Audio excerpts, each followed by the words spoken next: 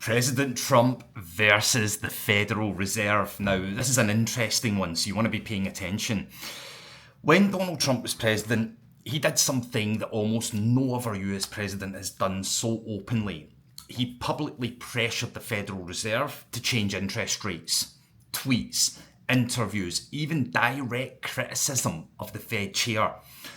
Trump turned monetary policy into headline stories. So why is this so significant? In today's video, I'm going to break that down, what the Fed is supposed to do, why Trump's pressure shook investors and central bankers, and what it means for the future of US economic policy. So let's get into it. The Fed's role and independence. To understand why this mattered, you first need to know what makes the Federal Reserve unique. The Fed is designed to be independent from politics. Its mission is to manage inflation, employment, and financial stability, not to win elections or curry favour with voters.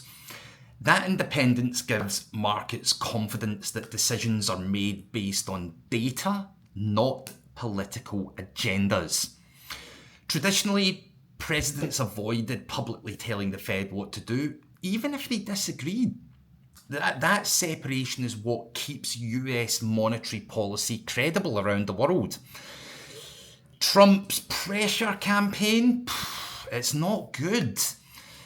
Trump broke with that tradition. He repeatedly has attacked Fed Chair Jerome Powell, calling him clueless, and a bigger enemy than China during the trade war, which is just ridiculous. Why? Because Trump wanted lower interest rates to keep the economy booming. Plus, he's a real estate guy, so you've got to think about it in that terms as well. Would that help his debt?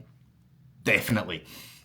And that, when interest rates reduce, that will support stock markets, which then will strengthen his re-election narrative. The Fed, on the other hand, was cautious, rightly so in my opinion. They were balancing trade war uncertainty, inflation risks, and the normal cycle of raising rates after years of near zero policy. Trump's constant pressure created tension. The world's largest economy now has a president openly demanding monetary policy that suits his political goals. Why is that significant? There's three reasons. Market psychology. Investors began questioning whether the Fed was truly independent. Even a hint of political interference can shake confidence in US assets, and that is not a good thing. Global impact. Other countries watch the Fed very closely. If it looks politically controlled, it undermines America's credibility as the world's financial anchor. And three, long-term precedent. By crossing the line, Trump set an example future presidents might follow. If the Fed becomes just another political tool, managing inflation or crises like recessions becomes far harder.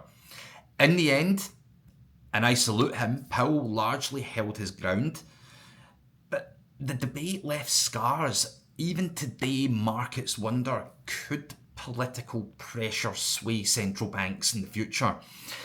Trump's pressure on the Federal Reserve wasn't just about tweets, it was about testing the very foundation of central bank independence.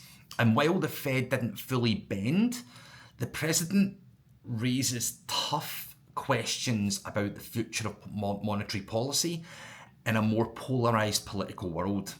So, what do you think? Should the Fed stay completely independent, or should presidents have more influence over interest rates? Drop your thoughts in the comments below, and if you found this breakdown helpful, hit like, hit subscribe. Give us, if you want to question this even deeper, drop us an email at info@expatmoneychat, and stick around for more deep dives into money, markets, and power. Thanks for watching. Cheers.